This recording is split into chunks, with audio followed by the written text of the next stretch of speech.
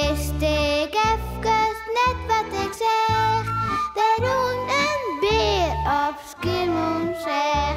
Beer boeloe, boeloe de beer. Wat oh wat, beleven te deze keer.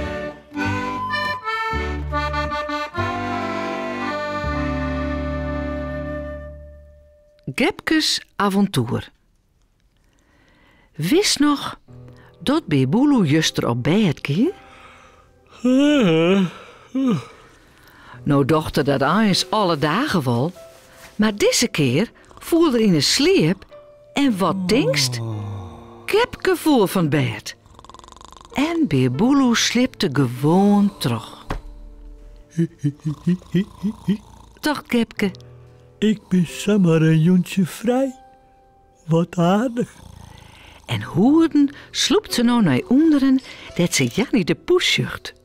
Nou ja, eens is het de poepert van Jannie die het nog krekt uit het kattenloekje stekt. Ja, maar dat ken ik ook. Als ik dat doe, dan ben ik poeten. Dat, als Jannie er toch heen is, vlucht Gepke erachterom. Hopla. Ropt ze en ze doekt terug het loekje. Boeten wacht het Jannie even op haar. Miauw, bist toch dat Gepke? Maar is toch net mooi op bed liggen bij Beer Boeloe? Miauw. Nee, jood ben ik vrij. Even tjennen. Een beerke, maar ik wil er zijn eigen gang in. Vies ik net? Miauw, ja wees vind ik dat. Miauw, alle jon bij Beer Boeloe op bed.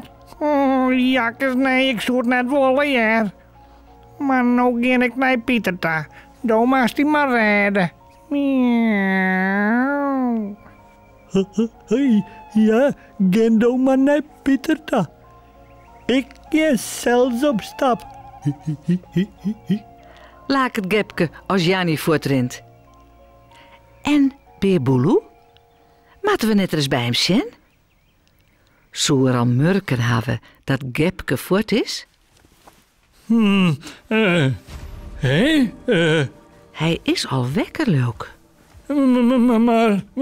Mompelt er eerst. Heer, Gepke, ik zoek haar net. Wacht je dus nou... Nou ja, misschien onder de dekkers. Hoe zult dit al grinnen? Maar waar... Nou... Nee, nou... Hoe kan dat nou? Ze lijkt hier echt net... Nou... Oh... Moon, doe maar.